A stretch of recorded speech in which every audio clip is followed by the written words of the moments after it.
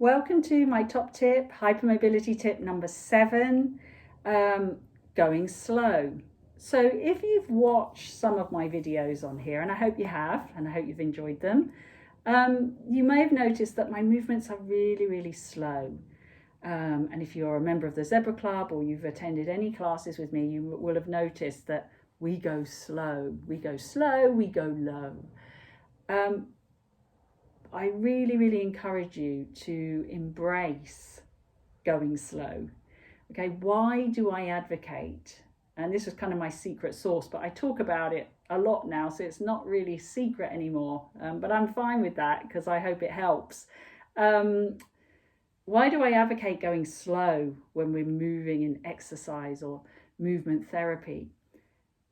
The slowness builds the sensitivity. Now, so many of us lack proprioceptive awareness, lack body awareness. So many of us have been treated like we're single body parts, that we're not an integrated whole. And so we get used to thinking of ourselves as single joints, muscles. And in fact, everything is connected to everything else. And going slow builds the awareness and the sensitivity to that fact that we are connected. And my breath is part of that connection. So if I go slow and I just start moving my arms around really quickly, I'm not present in my breath. I don't know if I'm breathing. I might be shallow breathing, but I'm also not really present in these movements. I'm just moving my arms around, whatever it is I'm doing. I'm not really present. I'm just doing stuff. And, sometimes we have to do stuff. Life happens. You've got to get things done.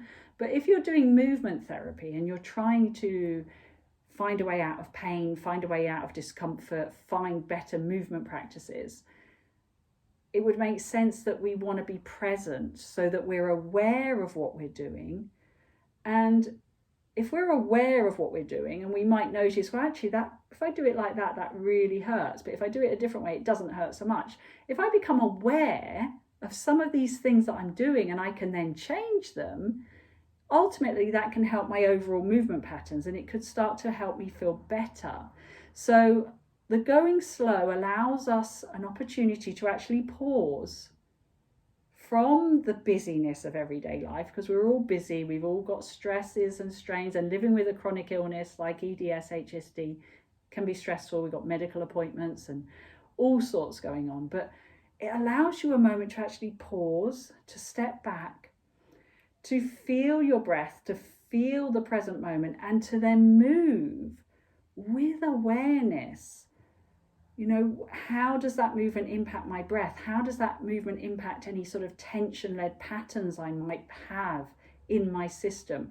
Can I notice those patterns and let them go so that I can start to move more freely with more enjoyment and more relaxation? Movement and exercise doesn't have to be hard work.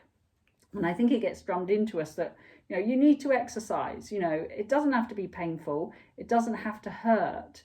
It can be enjoyable. And that's what I hope to cultivate here on this channel, is that movement can be enjoyable and joyful. And it doesn't have to be something as a punishment or something that we're forced to do.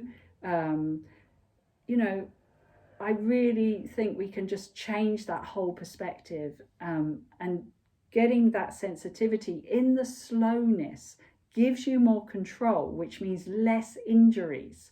I've got more proprioception. I'm more aware of what I'm doing. Maybe I realize I'm overreaching or overstretching, and all of a sudden I become more aware of that.